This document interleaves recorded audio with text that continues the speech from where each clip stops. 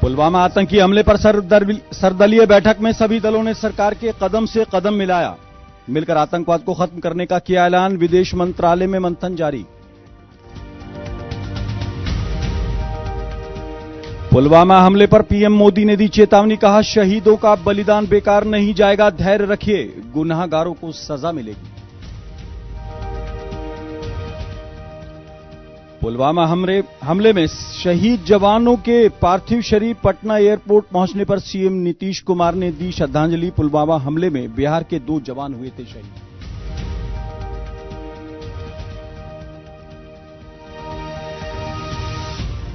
पुलवामा में घटनास्थल पर पहुंची एनआईए की टीम सबूतों को जुटाने में जुटी। हमले में 48 घंटे पहले की इंटरनेट डाटा भी खंगाल रही है एनआईए।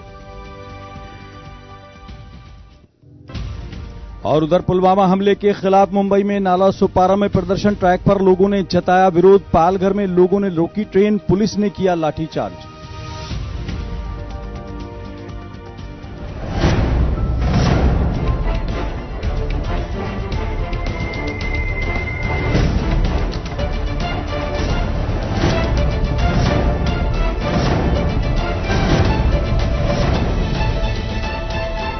नमस्कार, जेके 24/7 न्यूज के खास प्रोग्राम 2 के पंच में आपका स्वागत है। मैं हूं आजाद खालिद, आपका मेजबान, और लेकर हाजिर हूं 2 का पंच। 2 के पंच में आज जिन 5 खबरों को लेकर हम हाजिर हैं, उसमें सबसे पहले बात करेंगे शहीदों को आखिरी सलाम, यानी पूरा देश उनको अंतिम विदाई दे रहा है, अपनी श्रद्धांजलि दे रहा है। उसके अलावा हम आज बात करेंगे ऑल पार्टी मीट में बाकायदा सभी दलों ने सरकार के रुख का समर्थन किया है और आतंकवाद के खिलाफ कदम से कदम मिलाने की बात कही है। उसके अलावा हम बात करेंगे पीएम ने बाकायदा चेताया है और कहा है कि शहीदों की शहादत बेकार नहीं जाएगी। उसके अलावा हम बात करेंगे एनआईए की टीम जिस तरह से जो सबूत है जुटा रही है और खंगाल रही है, एक एक तार को जोड़ने की कोशिश कर रही है और इंटरनेट डिटेल्स भी निकाल रही है, यानी अब दोषी बख्शे नहीं जाएंगे, गुनाहगारों को छोड़ा नहीं जाएगा। उसके अलावा मुंबई में पालघर के अंदर और नाला सुपारा में बाकायदा विरोध प्रदर्शन के लिए लोग सड़कों पर आ गए हैं और जो पुलवामा में हुआ है उसका विरोध बाकायदा सड़कों पर हो रहा है। चलते हैं, सबसे पहले आपको लिए चलते हैं जो अंतिम एक तरह से विदाई है, आखिरी सलाम है, वीर जवानों को दिया जा रहा है। पीएम मोदी समेत अगर देखा जाए पूरा देश, पूरी जनता और सभी पार्टियां, सभी लोग शहीदों के परिवार के साथ पूरा देश एक तरह से गमगीन है और कहीं ना कहीं उनको अंतिम विदाई दे रहा है। और इस पर पॉलिटिकल लोग क्या कह रहे हैं उस पर बात करेंगे। उसके अलावा फिर हमारे साथ नवदीप छाबड़ा रहेंगे, हमारे एग्जीक्यूटिव एडिटर रहेंगे, और बीच बीच में हम आपको वो श्रद्धांजलि भी देंगे जो हमारे स्टूडियो में आज मौजूद हैं, यहां कभी भी मौजूद हैं, अपने दर्द को, अपने जज्बात को, देश की जनता के जज्बात का इजहार करने के लिए। लेकिन पहले अंतिम विदाई के तौर पर पॉलिटिकल लोग क्या कह रहे हैं जरा सुन लीजिए। ये अब पानी सिर से ऊपर निकल गया। ये पाकिस्तान सोचता है कि ये अपना आदमी भेज के, डिस्गाइज में भेज कर ये जो लड़ाई लड़ रहा हमसे, कि इंटरनेशनली ऐसे लगेगा कि हम नहीं कर रहे। दुनिया में बच्चा बच्चा जानता है कि पाकिस्तान टेररिज्म की नर्सरी है। पाकिस्तान दुनिया में टेररिस्ट फैलाता है। ये पाकिस्तान की गवर्नमेंट ISI सारी प्लानिंग करती है, सारी फाइनेंशियल पावर, आर्म्स, एमुनेशन, सारा कुछ ही पाकिस्तान आर्मी देती है। So government of India can't now wait. आपको लगता है इस बार मोदी जी सीरियस हैं कि इस बार करेंगे? नहीं, मोदी जी पहले भी सीरियस थे, अब भी होंगे, क्योंकि जैसे मैं मोदी जी को जानता हूं, बड़े क्लियर हैं, बड़े स्ट्रांग हैं। ये तो जग जाहिर है, पहले ही से चल रहा है। आतंकवादी संगठनों को जहां सहयोग, समर्थन, सहारा मिलता है, ये उनकी जिम्मेवारी है देखना। इस तरह से आतंकवाद से आप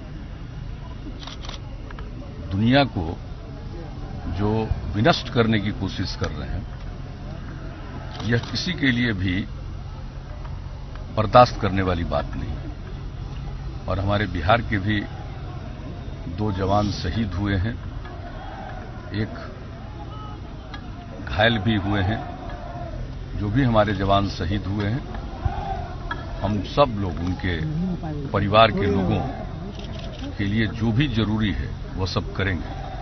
और राज्य सरकार की तरफ से जो पहले की स्कीम है उसको और ज्यादा बढ़ाकर बच्चों के पढ़ने के लिए और परिवार की जो भी आवश्यकता हो उसको पूरा करने के लिए राज्य सरकार भी इसमें अपनी तरफ से पहल करेगी और दोनों डीएम्स को कह दिया गया है पूरे परिवारजनों से मिले और सब कुछ देखकर उनके परिवार में जो कुछ भी आवश्यकता है, अब ये जवान शहीद हो गए, अब उनके बच्चे हैं, उनको पढ़ना है, उनकी शादी है, कई तरह की बातें हैं, हम लोग सब चीजों में सहयोग करेंगे।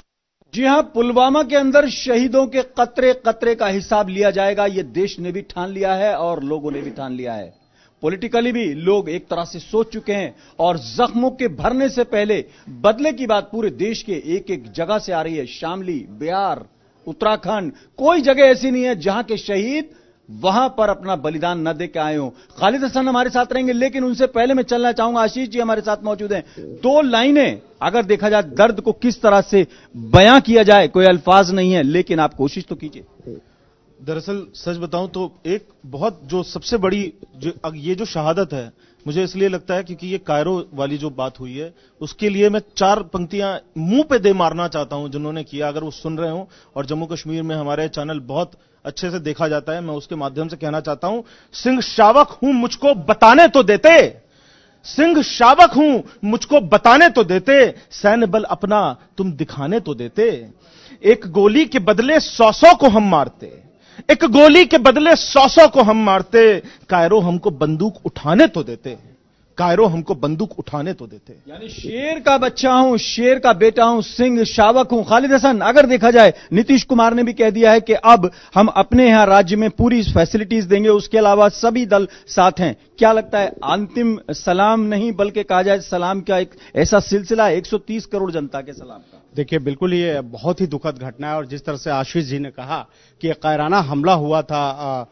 जवानों पे, वो बिल्कुल मतलब पूरे देश अभी ऐसे पीड़ा में है जो असहनीय है, वो उसका जवाब नहीं दे सकता। बस इंतजार है कि सरकार किस तरह का एक्शन ले रही है, क्योंकि ये दर्द है। जितने भी देशवासी हैं आज वो चाहते हैं जो उनके वीर सपूत जिस तरह से आज कायराना हमला करके उनको शहादत उनकी जो उस वजह से गई शहादत हुई है, उस पर पूरा देश चाहता है कि इस पर एक्शन लिया जाए। ऑल पार्टी मीटिंग भी हुई है। अब सरकार किस तरह का एक्शन लेती है, क्योंकि देश इससे कम मानने को तैयार नहीं है। जब तक जो आतंकी हैं उनको खत्म किया जाए, पूरे आतंकवाद को खत्म किया जाए, पूरे जम्मू कश्मीर से ही नहीं पूरे विश्व से, जिस तरह से सरकार ने भी, केंद्र सरकार ने भी पहल किया है, जो इस 20 देशों के आपने देखा होगा कि कल ही प्रतिनिधिमंडल जो है वो मिले, अमेरिका भी भारत के साथ है, उसके कदम से कदम मिलाकर चलने की बात कर रहा है। तो यही वक्त है जो हथौड़ा गर्म है और मार के मामला पूरा खत्म। सुखबीर बादल कह रहे हैं कि वहां पर नर्सरी है टेररिज्म की एक तरह से पाकिस्तान जो है, और अब समय आ गया है कि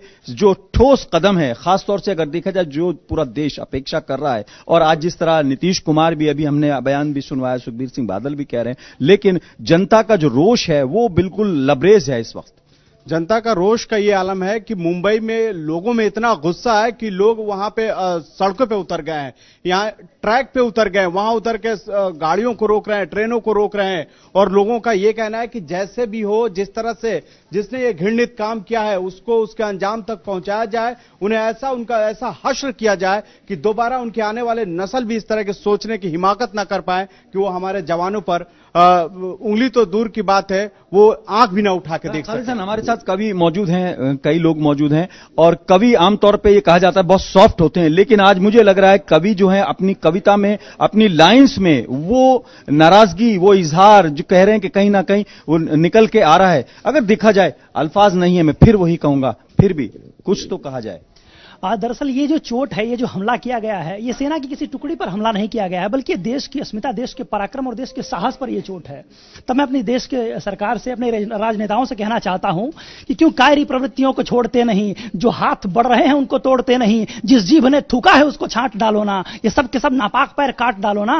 कायर नहीं हो तुम, ये बता क्यों नहीं देते, इस भीष्म से भुजबल को दिखा क्यों नहीं देते, रोज शांति शांति कह के बेटे खो रहे हो तुम, किसी दिन धरा से पाक मिटा क्यों नहीं देते, किसी दिन धरा से पाक मिटा क्यों नहीं नहीं देते। क्या बात कही है, यानी उन्होंने जिस तरीके से, अगर देखा जाए, कवि आमतौर पे कहा जाता है वो सौंदर्य की बात करते हैं, वो और तमाम चीजों की बात करते हैं, प्रकृति की बात करते हैं, लेकिन वीर रस भी कविताओं में ही होता है। और ये आज जिस तरह से कह रहे हैं, क्यों शांति शांति की बात कर रहे हो, और जिस तरह से खालिद हसन जो कवि हैं वो तो कह ही रहे हैं, लेकिन पॉलिटिकल लोग, खासतौर से जनता और सेना का जो बल है, मनोबल है, वो लगातार अप है। देखिए, शांति के लिए भारत ने बहुत कुछ किया है, लेकिन उस शांति का क्या फायदा जब अपने जवान को ही हम खोए। तो मुझे तो नहीं लगता कि इसमें इतना मतलब स्टेप लेने की जरूरत है और सोचने की जरूरत है। साफ संदेश देने की जरूरत है कि पाकिस्तान, अगर तुम हमारा एक भी नुकसान करोगे तो हम तुम्हारा क्या हश्र करेंगे, ये तुम खुद समझ लो। क्योंकि विश्व स्तर पर पाकिस्तान पूरी तरह से नेग्लेक्ट किया जा चुका है। आतंकवाद वो पालता है, ये पूरी दुनिया जानती है, हर कोई उसके खिलाफ है, और यही समय है कि उसके खिलाफ सरकार सख्त एक्शन ले। वो भले ही उससे लेकिन खालिद हसन, मैं एक चीज शेयर करना चाहूंगा आपके साथ। देश ने, दुनिया ने, पूरी दुनिया ने देखा है, 47 से अगर देखा जाए पाकिस्तान की नापाक हरकतें लगातार सामने आ रही हैं। 65 में आपने देखा होगा, 71 में देखा होगा, आपने देखा होगा उसके 2 टुकड़े किए। सबसे छोटा युद्ध दुनिया में अगर कोई हुआ है तो वो हमने लड़ा है और जीता है। 2 टुकड़े करके उसकी 96,000 फौज को हथियार डालने पे मजबूर किया। बावजूद इसके उसकी जो हरकतें लगातार जारी हैं, और ये जो छदम एक तरह का युद्ध है, अरे सामने की लड़ाई में तो हमने हमेशा उसको मार दिया है, लेकिन जो ये जो लड़ाई है, धोखे वाली छदम युद्ध है, इसमें कहीं ना कहीं सरकार को अब निर्णायक जो है फैसला लेना होगा। बिल्कुल लेना होगा, और पाकिस्तान जानता है कि वो सामने से लड़ाई में कभी भारत के सामने टिक नहीं सकता। यही वजह है कि इस तरह के वहां पे सुसाइड बम्बर को तैयार कर रहा है। आप देखिए, मैंने अभी देख रहा था कुछ देर पहले कि पाकिस्तान के जो टीवी चैनल्स वो किस तरह से भारत के खिलाफ आग उगल रहे हैं। वहां जम्मू कश्मीर के लड़कों को उकसा रहे हैं, उनको सुसाइड बम्बर बनने के लिए तरह तरह की बातें कर रहे हैं। टीवी चैनल्स पे खुलेआम किया जा रहा है, और पाकिस्तान कहता है कि सबूत दीजिए। अब इससे बड़ा सबूत क्या हो सकता है? अब तो यही होना चाहिए कि सीधे एक्शन होना चाहिए। हमले के सबूत हम दे चुके हैं, रिचर्ड कोलमन हेडली मौजूद है, तो और क्या सबूत चाहिए? कसाब को तो अपना नागरिक ही नहीं मानता। देखिए, वो अगर सिंपल भाषा में कहे तो थेथर है। आप उसको जितना भी पीटेंगे ना, फिर वहीं उठ के आएगा। आपने देखा होगा कि एक दुबला पतला लड़का होता है, उसको जितना आप मारिएगा उतना ही आता है, भले वो पीट जाए। वही हाल पाकिस्तान का है, उसको जितना मारिएगा उतना ही ऊपर आएगा। तो इसका एक ही उपाय है कि उसका खात्मा। इससे कम पे कुछ देश अभी चाहता भी नहीं है हो, और बड़ा डिसीजन हो। हमारे साथ कवित्री मौजूद हैं। महिलाएं आमतौर पे बहुत सॉफ्ट मानी जाती हैं, कवि और खासतौर से कवियां, लेकिन क्या लगता है आज आपको भी गुस्सा आ रहा है, या लग रहा है कि बयान के लिए अल्फाज हैं? बिल्कुल बयान के लिए अल्फाज हैं, क्योंकि मैं भी एक माँ हूँ। कई माओं ने अपने बेटे खोए हैं। पूरे हिंदुस्तान का जो बच्चे थे वो आज अपने घरों में गए हैं। माँ की हालत क्या है, पिता की हालत क्या है, तो उस पर कुछ कहती हूँ उनके लिए जिन्होंने ये हमला किया। हमारे खून का कतरा तुम्हें भी खून रुलाएगा, हमारे खून का कतरा तुम्हें भी खून रुलाएगा। समय फिर जल्द ही तुमको नया जलवा दिखाएगा। तुम्हारी नीचता का दंड तुमको मिलना निश्चित है, तुम्हारी नीचता का दंड मिलना तुमको निश्चित है। किसे कहते हैं बदलाव तुम्हें भारत दिखाएगा, किसे कहते हैं बदलाव तुम्हें भारत दिखाएगा। जय भारत, जय भारत, जय जवान। जय भारत। यानी अगर देखा जाए अल्फाज नहीं है, बावजूद उसके नाराजगी का इजहार है। अब दूसरी खबर की तरफ बढ़ते हैं। 2 के पंच में हमारे पास दूसरी खबर यह है कि आज ऑल पार्टी मीट यानी सर्वदलीय मीटिंग हुई। लगभग सभी दल उसमें जो है सरकार के रुख के साथ नजर आए, और अगर देखा जाए तो ये वो मौका है जब देश ने अपनी एकता का और अपने एक तरह से सारे मतभेदों को भुलाकर भी जो राजनीतिक दल हैं वो एक साथ खड़े नजर आ रहे हैं। और क्या कहते हैं इस बारे में जो बीजेपी की तरफ से बयान आया है वो सुन लेते हैं, फिर पढ़ने। और हमारे साथ निशांत रहेंगे, उनसे साथ हम बात करेंगे, और हमारे साथ हमारे स्टूडियो में जो कवि मौजूद हैं उनसे भी हम उनके जज्बात, खासतौर से देश के जज्बात का रिफ्लेक्शन जानना चाहेंगे। आरंभ में माननीय गृह मंत्री जी ने कहा, आतंकवादियों की इस कायराना हरकत से समूचा राष्ट्र क्षुब्ध व आक्रोशित है। उन्होंने विश्वास दिलाया कि हमारे सुरक्षा बलों के हौसले बुलंद हैं और हम जम्मू कश्मीर को आतंकवाद से मुक्ति दिलाने के लिए कृत संकल्पित हैं। भारत सरकार ने आतंकवाद और उसे समर्थन देने वाली ताकतों से सख्ती से निपटने के लिए सुरक्षा बलों को फ्री हैंड दिया है। प्रारंभ से ही हमारी नीति आतंकवाद के खिलाफ जीरो टॉलरेंस की रही है। यह कायराना हमला आतंकवादियों की इसी हताशा को दर्शाता है। जम्मू कश्मीर की आम जनता जो राज्य में अमन और चैन चाहती है, वह इस लड़ाई में हमारे साथ खड़ी है, पर राज्य में कुछ ऐसे तत्व हैं जो सीमा पार से समर्थित आतंकवादी गुटों की मदद करते हैं। ऐसे लोग कश्मीर के युवाओं के दुश्मन हैं और वे नहीं चाहते कि जम्मू कश्मीर में अमन और शांति बहाल हो। देश इस समय आतंकवाद के खिलाफ निर्णायक लड़ाई लड़ रहा है और इस लड़ाई को अंतिम परिणति तक हम पहुंचाएंगे। हमारे जवानों का बलिदान व्यर्थ नहीं जाएगा। लेकिन आज के इस वक्त में हम देश की एकता के लिए, देश की अखंडता के लिए, देश की सुरक्षा के लिए, जनता की सुरक्षा के लिए, सिक्योरिटी फोर्सेस की सुरक्षा के लिए हम सरकार के साथ खड़े रहेंगे। आतंकवाद को खत्म करने के लिए हमारा पूरा समर्थन रहेगा। देश की एकता और अखंडता को अक्षुण्ण रखने के लिए सरकार को हमारा समर्थन रहेगा। कश्मीर हो या हिंदुस्तान का कोई भी हिस्सा हो, वहां टेररिज्म या आतंकवाद या मिलिटेंसी को लड़ने के लिए कांग्रेस पार्टी का पूरा समर्थन सरकार को रहेगा। बहुत बहुत धन्यवाद। उनके लहू चिल्ला चिल्ला कर प्रधानमंत्री को आवाज दे रहा है कि क्या इसी तरह आप खामोश रहेंगे? बड़ा कदम उठाइए, पूरा देश आपके साथ है। बैठक में कहा यह भी जा रहा है कि भारत ने कल जिस तरीके से पाकिस्तान से एमएनएफ का दर्जा छीना, दुनिया में अलग थलग करने की कोशिशें जारी हैं। आपको लगता है कि इन तमाम जो कूटनीतिक प्रयास है उससे भी सफलता मिलेगी? एमएनएफ एक छोटा कदम है, आइसोलेट पहले ही हो चुका है। आज न जुमलों की जरूरत है, न भाषण की जरूरत है, आज एक्शन की जरूरत है। से ये आवाज है कि एक्शन की जरूरत है और सब साथ हैं। फारूक अब्दुल्ला कह रहे हैं सरकार जो भी कदम उठाएगी हम उसके साथ हैं। गुलाम नबी आजाद ने भी यही कहा और राजनाथ सिंह कह रहे हैं कि अब देश खामोश नहीं बैठ सकता, बदला लिया जाएगा और यकीनन ऐसा मौका जो है वो खामोश रहने का नहीं है। हमारे पास एक और खबर आ रही है कि शो से हटा दिया गया है। कपिल शर्मा ने अपने शो से नवजोत सिंह सिद्धू को हटा दिया। कल के बयान के बाद लग ये रहा है कि वो जो नाराजगी लोगों में थी, ये एक्शन लिया गया है। और कपिल शर्मा जिनके बारे में कहा जाता है कि वो नॉन सीरियस यानी हंसी मजाक की बात करते हैं, वो भी इस मुद्दे पर सीरियस, उन्होंने सीरियस फैसला लिया और नवजोत सिंह सिद्धू को अपने शो से उन्होंने हटा दिया। एक बड़ी खबर आ रही है और इसको अगर देखा जाए देश की भावनाओं का जो रिफ्लेक्शन है। अभी हमारे साथ कवि मौजूद थे, सबने ये जज्बात अपने रखे, यानी कवि के दिल में, कवि के अंदर जो एक दिल होता है, नर्म दिल होता है, साहित्यिक दिल होता है, लेकिन वहां भी सख्ती थी। और कपिल शर्मा के बारे में कहा जाता है कि वो लाइट मूड में रहते हैं, लोगों को हंसाने की बात करते हैं, लेकिन वो भी देश के मामले में कहीं ना कहीं सख्त हैं और एक सख्त डिसीजन उन्होंने लिया है कि नवजोत सिंह सिद्धू को अपने शो से बाहर किया है। प्रणय शर्मा हमारे साथ जुड़ेंगे, लाइव जुड़ेंगे और निशांत से भी हम बात करेंगे, लेकिन इस बीच हमारे स्टूडियो में एक कवि महोदय मौजूद हैं। हाँ, निशांत जुड़ गए हमारे साथ। निशांत, पहले मैं आपसे बात कर लेता हूं, फिर मैं चलूंगा। निशांत, जैसे अभी आपने बात की है, कई नेताओं से आपने भी बात की है और जो सर्वदलीय बैठक हुई है उसमें सभी लोग एक तरह से अपनी नाराजगी का और गम और गुस्से का दोनों का इजहार कर रहे हैं और कह रहे हैं कि कार्रवाई होनी चाहिए। क्या कुछ कहा और लोगों ने आपसे जो बात हुई है?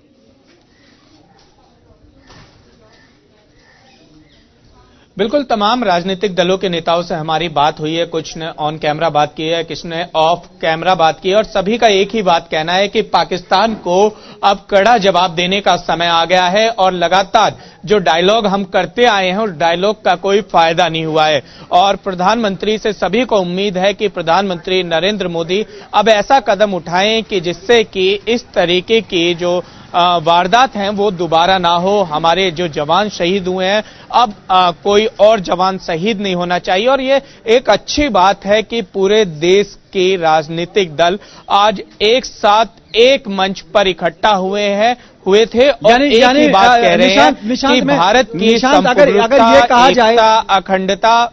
निशांत, अगर ये कहा जाए दुनिया के सबसे बड़े लोकतंत्र की ये भी एक ब्यूटी है, चाहे जितने मतभेद हो लेकिन देश को लेकर सब एक हैं।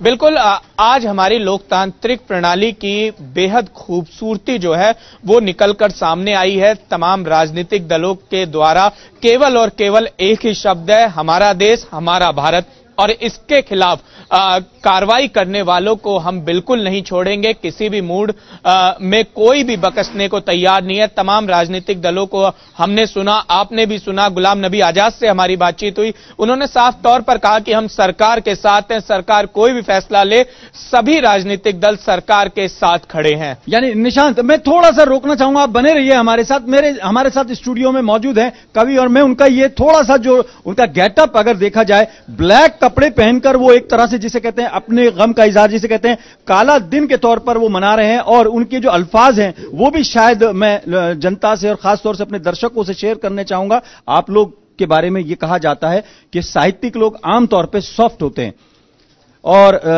आज आप भी नाराज नजर आ रहे हैं।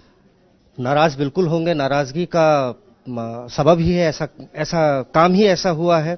अभी बात हो रही थी कि बैठकें हो रही हैं और कई तरीके के डिसीजंस हो रहे हैं, तो 4 लाइनों से मैं अपनी बात कहता हूं कि कल मेरे बलिदान का चर्चा भी होगा शोर से, कल मेरे बलिदान का चर्चा भी होगा शोर से, राजनेताओं का हल्ला जोर से, बैठकों का दौर भी होगा यहां बाकायदा, कुछ मदद देकर उठा लेंगे सियासी फायदा, मेरे दिल की आरजू है इस दफा तो घात हो, कैमरे पर जुमले होंगे फिर कहेंगे बात हो।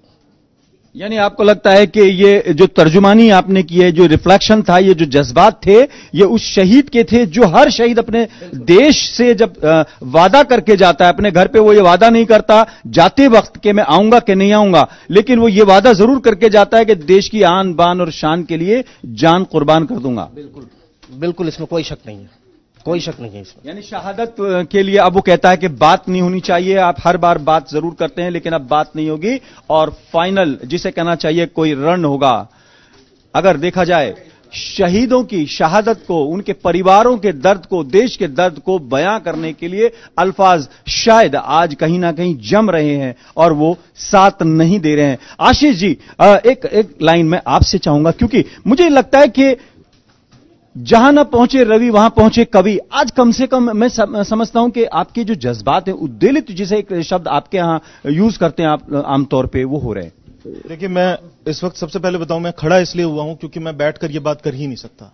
आज आपने बताया, एक बहुत अच्छी खबर आई है इस वक्त कि नवजोत सिंह सिद्धू साहब को उनके उस शो से निकाल दिया गया है। कल मैंने ये बात कही थी कि जब तक तेरी गलियों में कुछ ऐसे नेता जिंदा हैं, तब तक ऐ झुके तिरंगे हम तुझसे शर्मिंदा हैं। कल मैंने ये बात कही थी। आज मैं कुछ बात कहना चाहता हूं, अगर मेरी बात आप राजनेताओं तक पहुंच रही हो तो समझिएगा कि मैं क्या आपसे बोलना चाह रहा हूं। आज जरूरत आन पड़ी है चंद्रशेखर आजादों की, आज जरूरत आन पड़ी है चंद्रशेखर आजादों की, आज जरूरत आन पड़ी है इरादे फौलादों की, आज जरूरत आन पड़ी है बिस्मिल और अशवाकों की, आज जरूरत नहीं है बिल्कुल चिकनी चुपड़ी बातों की, आज जरूरत है जगाओ अंदर के लोहारों को, पिघला के रख दे जो दुश्मन के हथियारों को।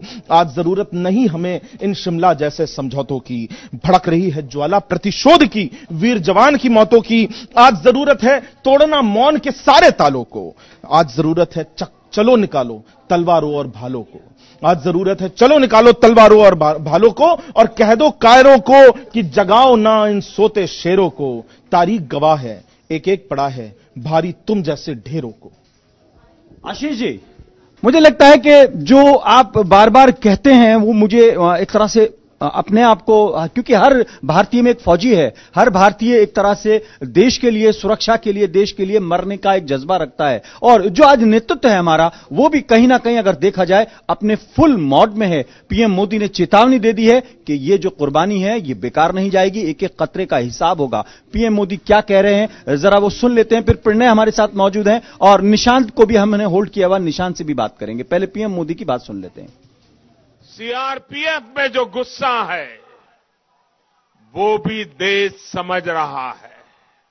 सीआरपीएफ में जो गुस्सा है वो भी देश समझ रहा है और इसलिए सुरक्षा बलों को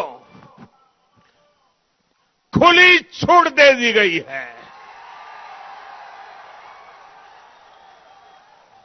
साथियों, एक ऐसा देश जो भारत के बंटवारे के बाद अस्तित्व में आया, जिसके यहां आतंकवाद को पनाह दी जाती है, जो आज दिवालिया होने की कगार पर खड़ा है, वो आतंक का दूसरा नाम बन चुका है। पीएम मोदी ने जो कहा है वो कितना सत्य है कि वाकई में एक ऐसा देश जिसकी उत्पत्ति ही हमको तकलीफ देने के बाद हुई है और उसके आज भी हरकतें वही हैं, लेकिन उसकी अपनी हालत भले ही कुछ भी हो जाए लेकिन हरकतों से बाज नहीं आ रहा है। हमारे साथ निशांत राय लाइव जुड़े हुए हैं। निशांत, अगर देखा जाए पीएम मोदी भी सख्त मोड में है, ऑल पार्टी मीट में सारे नेताओं ने अपने रुख साफ कर दिए, देश की जनता अपने नाराजगी को बार बार रिफ्लेक्ट कर रही है। कवियों की भी लाइन आप सुन ही रहे हैं, यानी देश आज चाहता है कि कोई निर्णायक मोड़ हो, निर्णायक फैसला हो। बिल्कुल खालिद, जाहिर तौर पर प्रधानमंत्री नरेंद्र मोदी की एक बात जो उन्होंने कहा कि वो देश दिवालिया होने की कगार पर है। दूसरी तरफ सऊदी के क्राउन प्रिंस से पाकिस्तान को काफी उम्मीदें थी और उनकी आज पाकिस्तान ना जाने पर जाहिर सी बात है कि पाकिस्तान को एक करारा झटका लगा है। यूएस ने बहुत पहले से पाकिस्तान की फंडिंग बंद कर दी है। बस एक देश है जो पाकिस्तान की लगातार मदद कर रहा है, वो चीन है। वो भी चाइना पाकिस्तान कॉरिडोर, चीन का एक बड़ा स्वार्थ है जिसके चलते वो पाकिस्तान की मदद कर रहा है। लेकिन चीन को भी अब एक जरूरी तौर पर समझना होगा कि पाकिस्तान में जिस तरीके से आतंकी संगठनों को पनाह दी जाती है, आज नहीं तो कल वो चीन पर भी भारी पड़ेगी। और दूसरी सबसे बड़ी बात है कि अमेरिका या दुनिया के जो तमाम शक्तिशाली देश हैं वो भारत के पक्ष में आज आ खड़े हुए हैं और उन सभी का कहना है कि पाकिस्तान ने जो हरकत की है ये बेहद कायराना पूर्ण हरकत है। इससे पहले भारत समय समय पर पाकिस्तान को छोड़ता आया था, डायलॉग की बात करता आया था, लेकिन अब पाकिस्तान की तरफ से डायलॉग की सारी जो एक स्थिति थी वो खत्म की जा चुकी है। ऐसे में अब भारत सरकार को ठोस कदम उठाने की जरूरत है। पाकिस्तान को अंतर्राष्ट्रीय स्तर पर आतंकी देश घोषित करने की स्थिति में अब भारत सरकार को आना चाहिए और इसकी शुरुआत अगर भारत सरकार करना चाहे तो अपनी संसद से ही कर सकती है। पाकिस्तान के खिलाफ संसद में कानून लाकर इस बात पर चर्चा होनी चाहिए। दूसरी सबसे बड़ी बात है कि अंतर्राष्ट्रीय मंचों पर भारत ने कोशिश करनी शुरू कर दिया और पहले से भी कोशिश करते हुए आया है और अब ये मौका है कि पाकिस्तान को अंतर्राष्ट्रीय स्तर पर उसकी पहचान, यानी कि जिस तरीके से आतंकियों को पनाह देता है, आतंकी संगठन पाकिस्तान में फलते फूलते हैं, उनके बारे में खुलेआम दुनिया के सभी देशों को बताना चाहिए। गुड टेररिज्म और बैड टेररिज्म खत्म करके जो प्रधानमंत्री नरेंद्र मोदी कहते हैं अब दुनिया को जाए। मिस्टर ओबामा ने भी बाकायदा अगर देखा जाए एपिक सेंटर ऑफ टेररिज्म के तौर पर अगर देखें उसको चिन्हित किया और उसके अलावा अगर आप बात करें वहां पर उसामा के खिलाफ जो एक कार्रवाई हुई थी एबटाबाद में, वो एक तरह से सर्टिफिकेट था पूरी दुनिया के लिए, एक चेहरे के तौर पर अगर देखें उसके उस चेहरे पर मोहर लगाने वाली बात थी कि टेररिज्म का जो है कोई केंद्र बिंदु अगर कोई है तो वो वहां से चल रहा है। और अब जिस तरह से आप बात कर रहे हैं, एक तो वो माहौल दोबारा से अगर देखा जाए बन रहा है। खासतौर से आपने चाइना का जिक्र किया तो चाइना के अपने हित हैं। चाइना अगर देखा जाए तो वो दोस्ती नहीं कर रहा है, वो अपने जिसे कहना चाहिए जो उसका एक तरह से एक्सपेंशन है बिजनेस का, उसको एक ऐसा ट्रैक चाहिए, एक ऐसा रूट चाहिए। लेकिन सऊदी अरब ने जिस तरह से उसको नेग्लेक्ट किया है, वहां पर अपना दौरा रद्द किया है, ये अपने आप में बड़ा झटका हो सकता है और पाकिस्तान को खास तौर से अब समझने की यह जरूरत है कि उसके जो दोस्त हैं वो भी उससे छिटक रहे हैं और भारत को सख्त कदम उठाने का यह राइट टाइम नहीं लगता आपको? बिल्कुल जाहिर सी बात है, क्योंकि पाकिस्तान में जिस तरीके से आतंकी फल फूल रहे हैं और पाकिस्तान को हमेशा ये इस बात की उम्मीद रहती थी कि जब पूरी दुनिया पाकिस्तान का साथ छोड़ेगी तो अरब कंट्री इस्लाम के नाम पर पाकिस्तान का साथ दे देंगे। लेकिन सऊदी के क्राउन प्रिंस का सीधे तौर पर पाकिस्तान का दौरा न करना पाकिस्तान के लिए एक बड़ा झटका है, क्योंकि अब दुनिया समझ चुकी है कि जो भी पाकिस्तान से दोस्ती रखेगा शायद दुनिया भी उसे उसी नजरों से देखे। बिल्कुल, बहुत बहुत शुक्रिया निशांत राय, आपने विस्तार से बात की और खासतौर से उन तमाम पहलुओं पे बात की जो कि कहीं ना कहीं अंतर्राष्ट्रीय स्तर पर सामने आने चाहिए। इस पूरे मामले पर रवि श्रीवास्तव को भी मैं जोड़ूंगा, लेकिन हमारे साथ एक युवा कवि मौजूद हैं। उनकी जो भावनाएं थी, उनकी जो कविताएं हैं, अगर देखें जो लाइन्स थी वो मेरे याद नहीं है, लेकिन मुझे ऐसा लगता है कि या तो वो दोबारा हो या उसी पेस की कोई और बात हो ताकि जो रिफ्लेक्शन है जनता का वो सामने आए। देखिए, मैं दूसरी महत्वपूर्ण बात ये कहना चाहता हूं। पहले तो नवजोत सिंह सिद्धू को जो शो से हटाया गया उसके लिए सभी बधाई के पात्र हैं, और ऐसे नवजोत सिंह सिद्धू ही नहीं, ऐसे तमाम नेता, उनके जो ऐसे बयान आते हैं कहीं ना कहीं वो इन घटनाओं की पृष्ठभूमि तैयार करते हैं, और घर के बाहर जो दुश्मन खड़ा है उसे अवसर मिलता है कि वो हमारे घर में आकर ऐसे धमाके और पुलवामा और उरी जैसे अटैक कर सके। मैं चंद पंक्तियां पढ़ता हूं कि कौन सी ऐसी घटनाएं हैं, क्या ऐसी चीजें हैं जो इनकी पृष्ठभूमि तैयार करती हैं।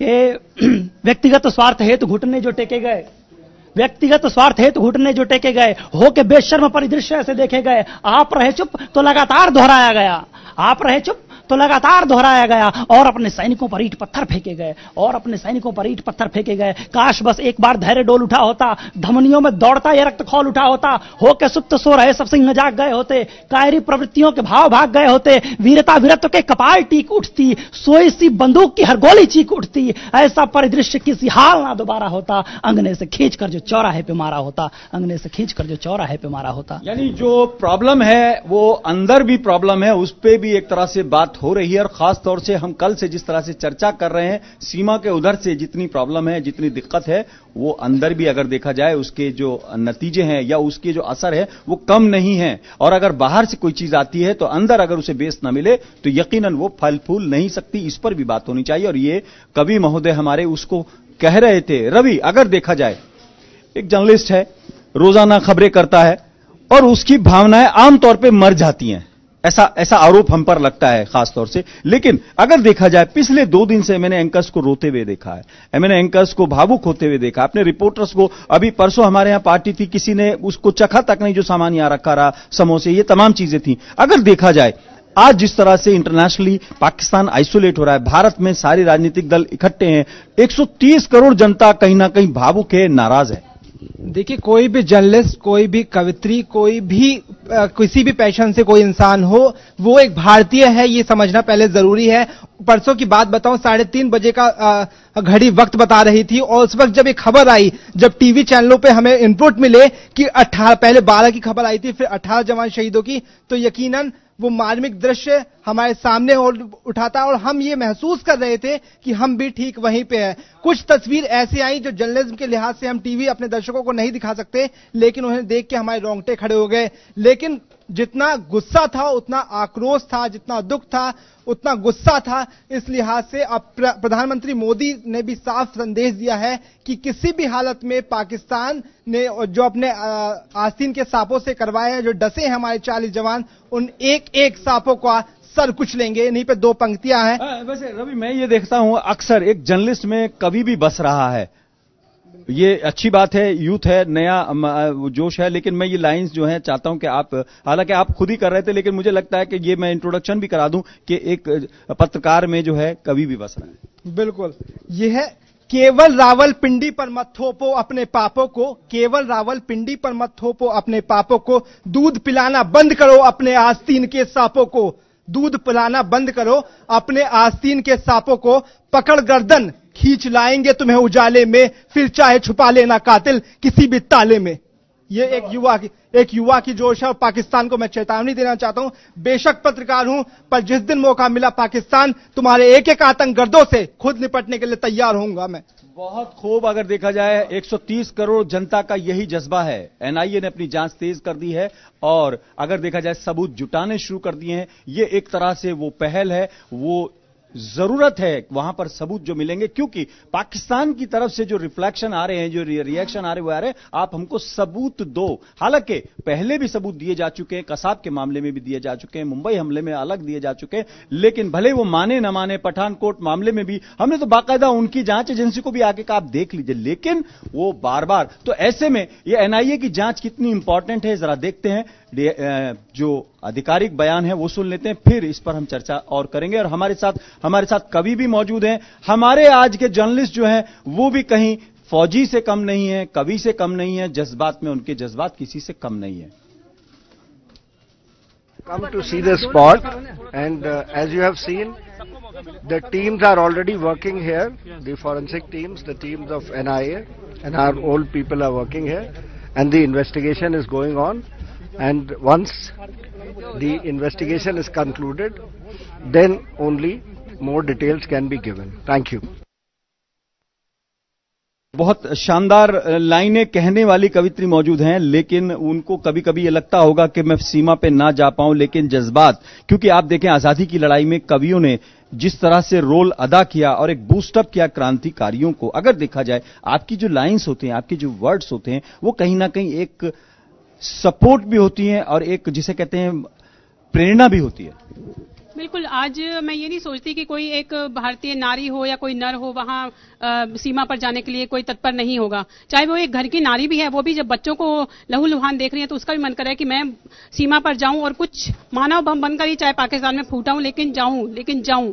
तो कुछ पंक्तियां मैं पाकिस्तान के लिए कुछ कहती हूं। कई बार शांति वार्ता चली कि कबूतर उड़ाए गए, तो उस पर कुछ कहती हूं, कहां तक और कब तक यूं कबूतर हम उड़ाएंगे, कहां तक और कब तक यूं कबूतर हम उड़ाएंगे, हमारे अपने बेटों की हम ही लाशें उठाएंगे, हमें गोली के बदले अब पड़ेंगे दागने गोले, हमें गोली के बदले अब पड़ेंगे दागने गोले, तेरा लाहौर रावलपिंडी सब मिट्टी मिलाएंगे, तेरा लाहौर रावलपिंडी सब मिट्टी मिलाएंगे। पाकिस्तान सुन लो, अगर हमारी जनता पूरी जाग गई ना तो तुम्हारा एक कण भी नहीं बचेगा। आज ये अप्रोच सब में है। यानी ऐसा नहीं है कि आप ही जो है सुसाइडर और सुसाइड बॉम्बर बना सकते हो। ये जज्बात आप देखें उनके हैं जो सॉफ्ट कहे जाते हैं, नर्म कहे जाते हैं और सभ्य कहे जा सकते हैं। और अगर ये अपनी पे आएंगे, हमारे साथ इस पूरे मामले पर एनआईए की जांच पर फिदा हुसैन जुड़ गए हैं श्रीनगर से। हम जानना चाहते हैं फिदा हुसैन कि अभी जांच किस दिशा में है और क्या कुछ अरेस्टिंग वगैरह हुई है, क्या कार्रवाई अभी तक हुई है, लेटेस्ट अपडेट आपसे जानना चाहते हैं। देखिए, अगर हम एनआईए टीम की बात करेंगे, जो एनआईए टीम घाटी पहुंच गई और घाटी पहुंच के पहले वो श्रीनगर और श्रीनगर के बाद वो लैथपुरा पहुंच गई और उनके साथ सीआरपीएफ फौज और जम्मू कश्मीर पुलिस के आला अधिकारी भी थे और उन्होंने वहां पे बहुत सारी चीजों को खंगाल लिया वहां पर और बहुत सारी चीज जो है वो अपने साथ वो ले गए। और शायद जो एनआईए की टीम है वो शायद कुछ दिन यहाँ पे और रहेगी या फिर दिल्ली चली जाएगी वापस, क्योंकि जब से लखपुरा का ये वाकया पेश आया जिसमें कई आरपीएफ के एहलकार जो है उन्होंने अपनी जान दे दी है, तो उसके बाद जब यहाँ पे राजनाथ सिंह आए उन्होंने भी कहा कि इसमें जांच होगी और जांच बड़ी तेजी से होगी। बाद में जो वजीर आजम हिंद नरेंद्र मोदी ने भी जो बयान दिया, तो उसके बाद जो जांच एजेंसीज है वो यहाँ पे लखपुरा जो है वो यहाँ पे पहुंचनी शुरू हो गई है। तो आज भी एनआईए की टीम यहाँ पहुंची, उन्होंने भी कुछ नमूने जो है वो अपने साथ वो ले गई। और अभी तक अगर गिरफ्तारी की बात करके देखिए, जो खबरें आ रही है कि जो ये जो साजिश है वो यहाँ जनूबी दक्षिण कश्मीर में ही रची गई है। और ये भी जिस तरह से हमने पहले ही ये खबर ब्रेक की थी, अगर आपको याद होगा कि ये कहा जा रहा है कि जो गैस सिलेंडर्स है उनका इस्तेमाल जो है वो किया गया। और अभी भी हम उस खबर पर जो है अभी भी नजर रखे हुए कि कितने गैस सिलेंडर। एक सवाल लोगों के मन में है, जिस तरह से लोग कह रहे हैं कि जो एक तो इनपुट होने के बावजूद जो जांच एजेंसीज हैं, जो बाकायदा सुरक्षा एजेंसीज हैं, उन्होंने इनपुट दिया था, 8 फरवरी को जारी किया गया था अलर्ट, बावजूद इसके अगर देखा जाए इसको हादसे के बाद सवाल बहुत उठते हैं तो लोगों के मन में। तो उस दिशा में जिस तरीके से कहा जा रहा है कि स्पेसिफिक गाड़ी पे ही टक्कर हुई है और उसके अलावा इतने बड़े काफिले में, जिस तरह राज्यपाल महोदय ने भी कहा था वहां पर कि इतना बड़ा जो काफिला है वो चलना ठीक नहीं था, तो इस दिशा में भी कोई बात कहीं सुनने में आई है? देखिए, अगर हम ये कहेंगे कि जो इनपुट पहले ही मिला था सिक्योरिटी एजेंसीज को कि यहाँ पे कोई ना कोई बड़ा जो अटैक है वो होने जा रहा है, लेकिन अगर हम एक बार फिर आपको याद दिला दें कि जब यहाँ पे श्रीनगर जम्मू राष्ट्रीय राजमार्ग जो कई दिनों से बंद पड़ा हुआ था, जो कानवाई थी जो जम्मू से आने वाली थी, उनके लिए पहले यहाँ पे इन्होंने कोशिश की कि जो रास्ता है उसको खोला जाए। उसके बाद जो ही रास्ता खुल गया और वहां पर आम मुसाफिरों के साथ साथ जब कानवाई भी चली तो सब जो सिक्योरिटी एजेंसीज है वो इसी मामले को लेकर थी कि जो कानवाई है वो श्रीनगर पहुंचनी चाहिए किसी भी हाल में, क्योंकि छुट्टियां काट के जवान आ रहे थे। तो जब लतपोरा पहुंची तो वहां पे वो हादसे का शिकार हुई। वहां पे एक गाड़ी में एक मिलिटेंट भी सवार था और किसी को ये नहीं पता था कि शायद ये आईडी धमाका होगा। वहां पे एक खबर फिदा हुसैन, एक ये जिस तरह से अगर देखा जाए, अगर मतलब 100 ऑफ केजीज जो एक्सप्लोसिव है वहां पर लेकर कोई आता है, वो एक दिन की तैयारी नहीं लगती। क्या जांच एजेंसीज जो हैं पूछताछ के तौर पर, हालांकि ये अभी अर्ली टू से होगा, अक्सर हम जैसे दिल्ली पुलिस से भी पूछते थे, स्पेशल सेल से पूछते थे, वो कहते थे कि अभी बताना जल्दबाजी होगा, लेकिन क्या कुछ अरेस्टिंग, कुछ हिरासत में लोग लिए गए हैं? क्योंकि इस दिशा में भी शायद काम होना चाहिए कि एक दिन का काम नहीं है और एक आदमी का काम नहीं है, और इसके लिए प्लेस और बहुत चीजें खंगालने की जरूरत है। जांच किस दिशा में जा रही है ये हालांकि रिवील करने की बात नहीं है, लेकिन देश जानना चाहता है। देखिए, अगर हम इस एजेंसीज की बात करेंगे या ये कहेंगे कि इसमें अभी तक गिरफ्तारी क्यों नहीं हो रही है, क्योंकि सबसे पहले ये कहा जा रहा है कि क्योंकि ये इन चीजों को जो खंगाल रही है कि आखिर ये साजिश कहां से रचाई गई है। क्या ये दक्षिण कश्मीर में ही साजिश रचाई गई है? क्या इस नेशनल हाईवे को पहले मिलिटेंटों ने रिगी की होगी तो उसके बाद उन्होंने इस जगह को चुना है कि वहां पे ज्यादा सिक्योरिटी भी नहीं रहती है। हालांकि अगर पेट्रोलिंग पार्टी की बात करें कि पेट्रोलिंग पार्टी हमेशा 24 घंटे वहां पे नजर आती है, दिन में भी रात में भी, और जब यहाँ पे कार्रवाई का वक्त होता है तब ज्यादा ही यहाँ पे सिक्योरिटी होती है। लेकिन चूक खुद मानती है कि कहीं ना कहीं पे चूक हुई है, चूक की वजह से ही इतना बड़ा धमाका जो है वो हुआ है वहां पे। लेकिन अब ये देखना होगा कि जांच एजेंसी जो है जो यहाँ पे घाटी आ रही है, जो जनूबी कश्मीर का दौरा कर रही है, ये जांच एजेंसी कब तक अपना रिपोर्ट जो है वो मुकम्मल करेगी। बहुत बहुत शुक्रिया फिदा हुसैन, आप नजर बनाए रखें खासतौर से, और ऐसे एविडेंसेस जो हैं वो जांच एजेंसीज को मिलेंगे और ये इंटरनेशनली भी फायदेमंद होगा और देश की सुरक्षा के लिए भी बहुत जरूरी है। अगर बात करें अब मुंबई की अगली खबर की, तो नाला सुपारा में लोगों ने प्रदर्शन किया है, ट्रैक को रोक लिया है। अशोक पांडे वहां से हमारे साथ जुड़ेंगे, उनसे हम लेटेस्ट जानकारी लेंगे। क्या महाराष्ट्र में, मुंबई में, नाला सुपारा में और पालघर में नाराजगी का इजहार किया जा रहा है? ये एक तरह से बड़ी खबर वहां से आ रही है, यानी पूरे देश में लोगों ने अपने गम, गुस्से का इजहार किया है और ये बताने की कोशिश की है कि ये जो कायराना हरकत है इसको बर्दाश्त नहीं किया जाएगा।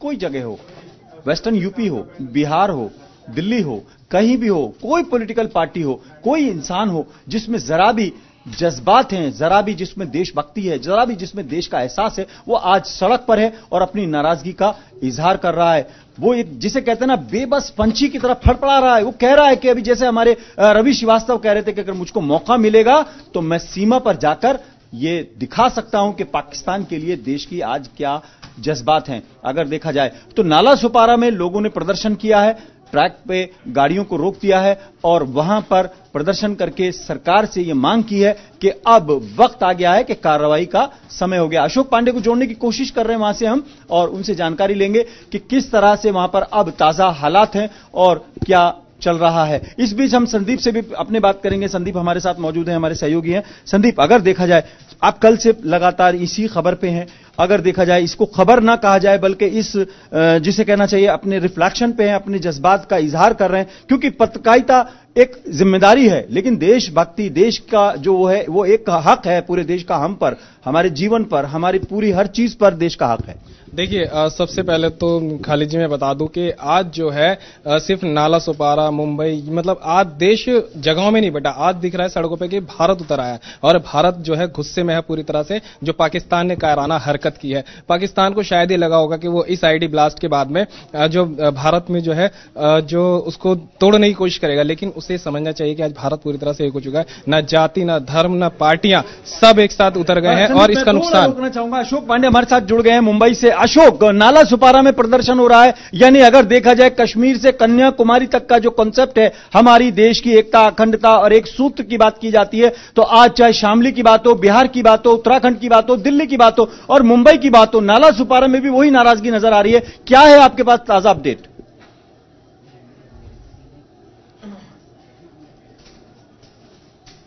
अशोक पांडे, आवाज जी, हेलो हेलो हेलो जी, आवाज मिल रही है? हेलो हेलो जी अशोक पांडे, आवाज मिल रही है आपको? बिल्कुल, मुझे आपकी आवाज मिल रही है। तो आज देश एक सूत्र में है। संदीप कह रहे हैं पूरा देश नाराज है, भारत आज सड़कों पर है, जनता नहीं, देश सड़कों पर है। बिल्कुल, देखिए अगर कहा जाए तो ये इस बार जो कायराना हरकत जो पाकिस्तान की तरफ से की गई है, इसको हल्के में कोई भी लेने को तैयार नहीं। खास करके अगर बात करें तो भारतीय नागरिक जो है किसी भी तरह से इसको हल्के में लेने को तैयार नहीं है। ऐसा ही कुछ वातावरण हमको देखने को मिला है नाला सोपारा में। इस समय मैं खुद भी नाला सोपारा में मौजूद हूँ और देख रहा हूँ कि यहाँ पे जो है लगभग पूरी कर्फ्यू की परिस्थिति बन चुकी है। जो लोग हैं वो बहुत रेयर मतलब जो रोडों पे दिखाई दे रहे हैं। और यहाँ पर अभी हमने जस्ट 2 मिनट पहले हमारे कैमरे में कवर भी किया, यहाँ पे कुछ बाइकर्स हैं, 40,000 की तादाद में बाइकर्स निकले हुए हैं और अपना जो विरोध है वो प्रकट कर रहे हैं यहाँ पर। और कुछ समय पहले खाली यहाँ पर अभी लाठीचार्ज भी हुआ था, जो रेल रोको आंदोलन किया गया था उसको लेकर के यहाँ पे जो पुलिस बल है उसने यहाँ पर जो लोकल रहवासी उनमें लाठियां भी बरसाई थी। कहीं ना कहीं पे जो है अब लाठियां खाने को तक लोग तैयार हो गए, लेकिन इस बात को मानने को तैयार नहीं है कि अब अगर सरकार कोई कदम नहीं उठाती है तो नहीं चलेगा। जिस तरह की ये कायराना हरकत की गई है, अब इसकी मांग को लेकर के और जो शहीद हमारे हैं उनको न्याय मिले, उनके परिवार को न्याय मिले, उसको लेकर के यानी ये लगता है कि जो शहीद हैं उनकी शहादत को, उनके परिवारों के, उनके दर्द को पूरा देश साझा कर रहा है और एक ताकत बनकर लोग साथ में खड़े हुए हैं। और ये एक तरह से एक ऐसा मौका है जब लोग अपने नाराजगी का, अपने जज्बात का पूरा इजहार कर रहे हैं। बिल्कुल, देखिए जिस तरह से लोग अब सड़कों पे आ गए हैं, कहीं ना कहीं पर ये मामला सिर्फ एक स्टेट तक सीमित नहीं रह गया है या कुछ राज्यों तक नहीं रह गया है, पूरे भारत में इस तरह से प्रदर्शन देखने को मिल रहा है। खास करके मुंबई समेत महाराष्ट्र की अलग अलग जगहों पर हमें हर जगह पर रास्ता रोको आंदोलन देखने को मिला। हम खुद भी हमारी गाड़ी लेकर के आ रहे थे, हमें कई जगहों पर रोका गया, स्टॉप किया गया, लेकिन सिर्फ मीडिया के कर्मी होने की वजह से हमें वहां से छोड़ा गया आगे। लेकिन कहीं ना कहीं पर हर किस्म के, हर तबके के जो लोग हैं अपना रोष प्रकट करने के लिए रस्तों पर आ गए हैं। कहीं ना कहीं किसी भी तरह से जो चीजें हुई हैं अब उसमें समझौता करने के लिए खासतौर से लोग तैयार नहीं है। बिल्कुल अशोक, आप नजर बनाए रखें और जो भी कुछ अपडेट होगा हम आपके पास आते रहेंगे और आप अपना ख्याल भी रखिए, क्योंकि जिस तरह से सड़कों पर आप बता रहे हैं कि लाठीचार्ज वगैरह हो रहा है, तो थोड़ा सा आप भी ध्यान रखिए। और हम बात करेंगे संदीप से भी, और हम आज बात करेंगे अपने एंकर हमारे अब्दुल हैं, नौजवान हैं, लेकिन इनकी एक क्वालिटी यह है कि कवि जो सम्मेलन करते हैं, लोगों को जोड़ते हैं और बीच में बैठकर उनकी कविताओं को जोड़ते हैं। तो मुझे लगता है आज उनसे भी जरा उनके जज्बात का इजहार कर लेते हैं, पूछ लेते हैं कि वो क्या कहते हैं। संदीप, अगर देखें, मैं बार बार जो हम बात कर रहे हैं, हाँ संदीप एक सेकंड, नवजोत सिंह सिद्धू कुछ कह रहे हैं, सफाई दे रहे हैं, शायद क्या कह रहे हैं वो अपने बयान पर जरा सुन लेते हैं।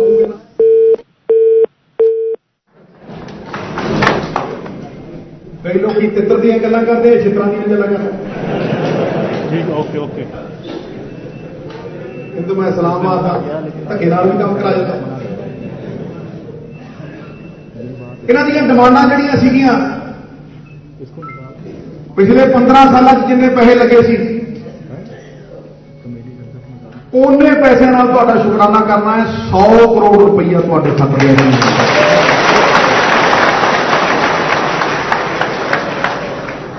पिछली सरकार सी 50 पैसे देकर रुपया नहीं लिया गया।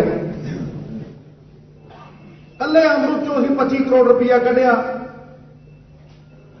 50 पैसे पा के सेंटर की सरकार तो रुपया लिया।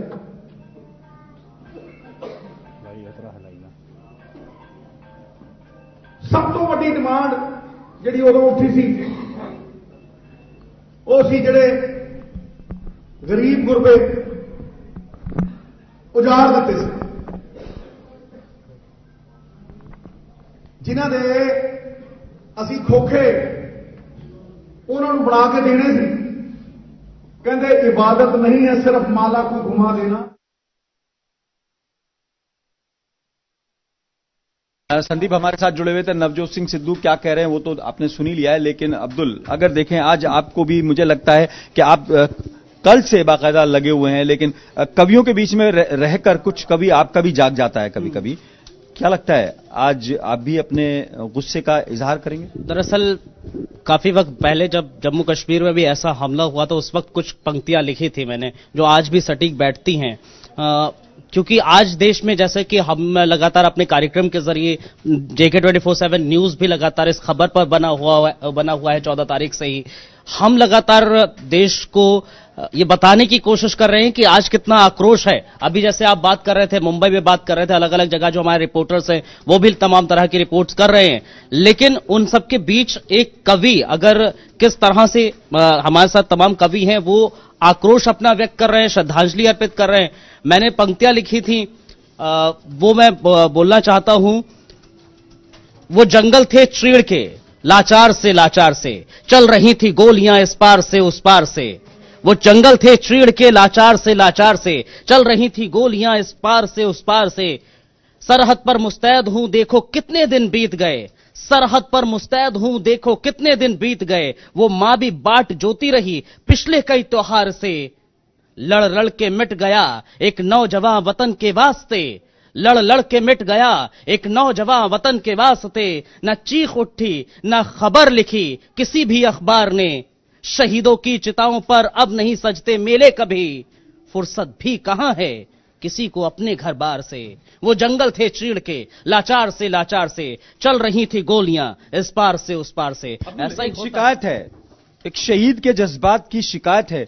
न उधर से गोली चल रही थी न इधर से गोली चल रही थी, हम तो छुट्टी मनाने आ रहे थे, आपने तो धोखे से हमला कर दिया। ये तो कायराना हमला है, ने शिकायत है। आशीष जी, गोली अगर आमने सामने से चलती तो शावक जो सिंह का है वो तो शेर की तरह लड़ता। मैं इसी बात पे वो वाली कविता मैं चाहता हूं दोबारा से हो जाए जो अभी आपने सुनाई थी, वो ये जो वाली है। अब पता नहीं क्यों वो कहते हैं ना मुकर्रर, जिसमें कहते हैं कि दोबारा कहने को कहते हैं कि आप दोबारा सुनाइए तो वंस मोर एक बार हो जाए। ये जो अल्फाज थे ये मुझे लगता है कि आज बड़े सटीक है। आप जिसमें मैंने चंद्रशेखर आजाद की बात करी थी, आप वो बात कर रहे हैं। हाँ, एक 4 पंक्तियां कह के फिर उस कविता पे आऊंगा ये आपका जुडिक्शन है कि जब देश में एक फौजी मरता है, शहीद होता है, मरता नहीं, शहीद होता है, तो वो अपने दोस्त से क्या बोलता होगा कि मुझे किस तरह से ले जाना। मेरी बंदूक रखना सिरहाने मेरे, मैं तिरंगे में लिपटा जो घर जाऊंगा।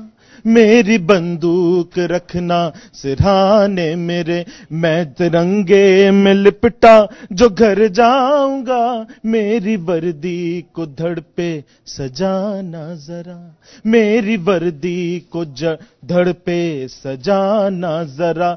देखना यार कैसा संवर जाऊंगा। और जो एक मां के पास जब मेरी खबर पहुंचाना तो क्या बोल के पहुंचाना, उस बात को मैंने व्यक्त करने की कोशिश करी है। मां है भोली मेरी तुम ना कहना उसे, मां है भोली तुम न कहना उसे। लाल उसका शहादत को हासिल हुआ, एक तिरंगा उसे दे के कहना सुनो बेटा अब फख्र करने के काबिल हुआ। फिर से अगले जन्म मैं मिलूंगा उसे, गोद उसकी सुकून में किधर पाऊंगा। मेरी बंदूक रखना। और आप जो कह रहे थे उसकी 4 पंक्तियां आपको बताता हूं, और ये ललकार है। और मैं बार बार मैंने इस कविता का नाम भी ललकार रखा था, और ये मैंने उरी हमलों के दौरान लिखी थी। विडंबना ये है कि मुझे दोबारा पढ़नी पड़ रही है। मेरी कलम की विडंबना ये है कि मुझे दोबारा कहनी पड़ रही है ये कि आज जरूरत आन पड़ी है चंद्रशेखर आजादों की, आज जरूरत आन पड़ी है चंद्रशेखर आजादों की, आज जरूरत आन पड़ी है इरादे फौलादों की, आज जरूरत आन पड़ी है बिस्मिल और अशफाकों की, और आज जरूरत नहीं है बिल्कुल चिकनी चुपड़ी बातों की। और आज जरूरत है जगाओ अंदर के लोहारों को, पिघला के रख दे जो दुश्मन के हर हथियारों को। और आज जरूरत नहीं हमें है शिमला जैसे समझौतों की, भड़क रही है ज्वाला प्रतिशोध की, वीर जवान की मातों की।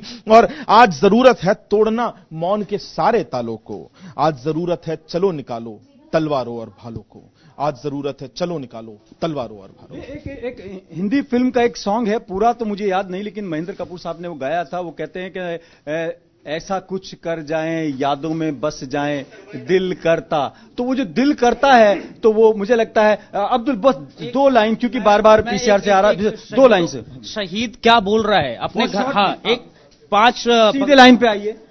शहीद क्या कह रहा है कि अगर मैं हार जाऊं जंग में तो तिरंगे में लिपटाकर घर भेज देना, मेरे मेडल मेरे सीने लगा, मां से कहना मैंने अपना बेस्ट दिया। अब्दुल अब अगले प्रोग्राम में ले लेंगे। बार बार हमें कमांड आ रही है कि समय का अभाव है, जज्बात खत्म नहीं होंगे और विदाई खत्म नहीं होगी और दर्द भी खत्म नहीं होगा, वक्त की पाबंदी है। 2 के पंच में आज फिलहाल इतना ही।